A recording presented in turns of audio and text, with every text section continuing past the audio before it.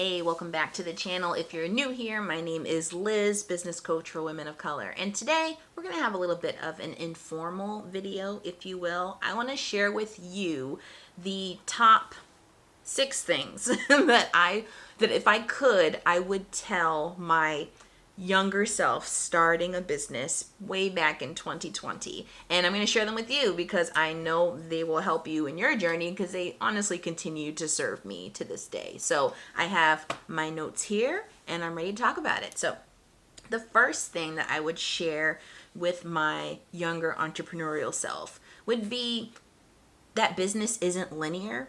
And when I say business isn't linear, I mean that business isn't a simple math formula of I put one thing in and I get one thing out. It's not I do a certain number of action steps and then I'm guaranteed a particular result. It's not really like that. It's more like I'm going to commit to do these specific sets of actions that are in alignment with what gives me joy, are in alignment with what I want to do for my business, and are in alignment with my energies, and it's sustainable over a set period of time, and then I'm going to see what the result of that is and then adjust accordingly. Notice the difference is a really slight difference there.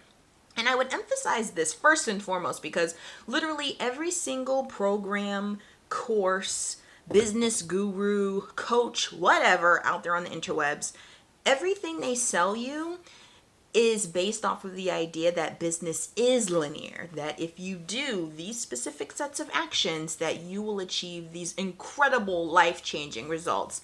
And it's not really that way for most people. For most people, especially if you're actually legitimately starting from scratch, it's going to take a lot of twists and turns, windy roads, and figuring things out for yourself. So I would emphasize that because I think when I started out, I was very trusting of what I saw on the internet. And yes, was it naive? Of course it was. But I think all of us are kind of, it takes us aback a little bit because we're just not used to that idea. Like we are used to the idea in general of how, things out in the public sphere, you might have to take some things with a grain of salt. But when we think about people who offer a service that you have to pay for, people who we look at as entrepreneurs who want to help us, we don't often think first and foremost, oh, they're actually selling us a gimmick. In some ways, some things are really blatantly shady, but some other things are not, especially depending on who is saying it and how it's being presented to you. So first and foremost, I would offer that piece of advice to my young entrepreneurial self, and I offer that same piece of advice to you. Like really, if you feel like you logically understand what it means to know that business isn't linear, then ask yourself if you actually feel it in your body. Like, do you understand that it can take you 6 months plus to sign your next client and that it's not your fault? That it doesn't necessarily mean there's something wrong with your messaging? That you can have someone saying, with a different business, saying the exact same things that you're saying, selling the exact same things that you're selling, and they could potentially get a client faster than you, and it doesn't mean you've done anything wrong? Like, we're not really familiar with thinking of it in this way, but it really is something that it's important for us to consider. Like, we may logically understand that business is hard and that it's not as easy, I wouldn't say easy, but it's not as straightforward as you show up to your 9-to-5 job and you get a check every week or every other week or whatever. Like, we intellectually might know that on some level, but we don't really know it until we are in it. So I'd start there. Number 2, I would tell my younger entrepreneurial self that audience size doesn't necessarily, and I say that with like an asterisk, doesn't necessarily matter, but reach does. And I think this is important to note because we often compare the growth and the trajectory of our businesses to the people that we blatantly see out on the social media internet streets, right? So we forget that the people we see that are mainly being pushed to us by this algorithm are people that often have teams behind them that are able to create, these massive volumes of content to create this incredible reach. And they're not often upfront about that or sharing that information with you. And so it can be to your detriment to compare your growth to someone who has that level of resources at their disposal, to someone who is at day maybe 1,000 of their journey versus you being at day 100, right? So, just remembering that there is a lot of upfront sort of work that has to be done, especially in terms of content volume that I just wasn't aware of. I remember when I first started my business, I would maybe make an offer for my services maybe once a week in like a Canva graphic on my stories.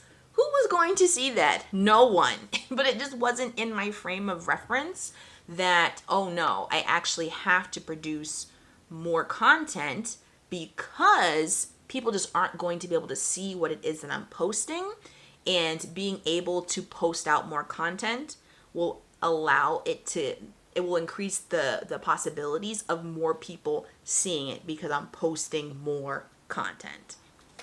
Nuance. There's so much nuance there that just people are not clear about. And I won't say that it's necessarily coming from a place of them intending to be manipulative or them intending to be deceitful. I'll say that a lot of what I see in terms of what people say that are kind of half-truths on the internet, it's really just from a place of lack of awareness. They have a lack of awareness of their business, how it works, why it works. They have a lack of awareness about themselves. Just a general lack of awareness. Isn't that great? It's just like at your 9 to 5. Look at that. Number 3, I would tell my younger entrepreneurial self that small tweaks to strategies can go a long way. It's so interesting to me now because there are strategies that I'm doing now that if you were to ask me to do them, even just 2 months ago, I would have thought, no, there's no way I'm doing that. That's so much work. That's so much effort. Because I could only see it from one particular perspective, done in one particular way. But when I come at it from a different perspective, done in a completely different way that I didn't think about, but it's still the same action, I have a completely different perspective on it. I'm just like, oh, that's not bad at all. I could easily do that. That would actually be really fun and cool. Perspective is so huge. That's another reason why coaching is powerful, because coaching helps to expand your perspective and really open your eyes to what's possible. But perspective is key. So even just small tweaks to strategies can really completely change how you view them. It can completely change how much you enjoy them or not. It can completely change how much reach you can potentially get. So like open your eyes to that. I say an example of this would be like Instagram Reels. I used to be completely opposed to Instagram Reels, and I would think, oh, I'm not going to get up on there and dance to none of these songs. That's just not happening. I don't have time. That's not me. So I didn't do Reels for a while until one day I realized that you could make your Instagram stories into Reels. And then I thought, oh, that's actually really easy. That's a really easy concept. And then I further connected the dots of, oh, I could just show up on Reels like I show up on stories and get way more reach than if I just did it in my stories. Just connecting those dots. And literally at the end of the day, it's still the same action, showing up on stories. But instead of showing up on it, dancing and doing something I really didn't want to do, I'm showing up on it, doing something I actually want to do. Perspective matters. Number 4, focus on what I would tell my younger entrepreneurial self to focus on what you want your business to look and feel like during the 90% of the year where you're not actively signing new clients. And I think this is so important and really mind-blowing to me because we spend all this time chasing the next client, trying to bring in more and more revenue, but we don't stop to think that those times where we actually are physically signing new clients or even physically seeing a sales call booked on our calendar, it's really a handful of days out of the year. A handful of days out of 365 days. If you are spending 300 days of your life focusing and obsessing about maybe 30 of those 30 days of your life, like that's no way to live. And that's how people get stuck in this like obsessive hamster wheel run towards safety, doing all the things and not in an intentional way, but really just not running their business from a place of ease, from a place of joy, of fulfillment, and then they carry that stress in their bodies and in their minds. And then if they have a team, they put that stress onto their team. It's just an endless cycle of ickiness. So I would tell my younger self to make sure that you focus on how you want to feel and what you want to do the 90% of the year that you're not actually physically going to sign clients. And I think that if I put more emphasis on that and put it in that perspective, I would have definitely mapped out sooner rather than later, what I'd like to be doing and how I'd like to be feeling the rest of the time. So I think that's helpful. That serves me now. There's still days where, I can forget that. And then I remember and I shift my focus. So always helpful to have that reminder. Number 5, I would tell my younger entrepreneurial self that budgeting in your business matters, and it matters heavily, heavily, heavily, heavily. And I would tell my younger self this because we seem to only get one side of the story of business when we are trying to grow and trying to build, and we're at those beginning stages. We only get to see the side where it's just all about bringing in more and more clients and making more and more sales and generating more and more revenue. Like, that's just what they sell you all day, every day. It's like bring in infinite amounts of money so that you can live the life you want and quit your job and all this other foolishness, right? But we don't stop to think about how budgeting is an important part of this sort of dream life that we're thinking about. Because if you are spending 80% or 90% or 100% of the money that's coming into your business on expensive coaches and expensive courses nonstop because you still don't trust what you're doing and how you're doing it, and you still don't know what works, then the money just flows out just as soon as it comes in, and then at the end of the day you really don't have much to show for it. So that's something I would definitely remind my younger self. And then last but not least, number 6, I would emphasize to my younger entrepreneurial self the importance of giving your baseline a chance to prove itself to you. And when I say baseline, I mean literally just the skills you have, the knowledge you know, just giving it a chance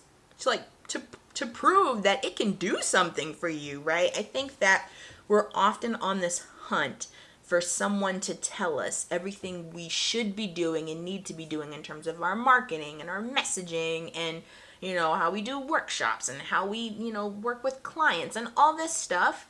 Like, we're always on the hunt for something beyond us because we just instinctively feel like what we have is not enough, versus seeing what we have to work with and then growing from there.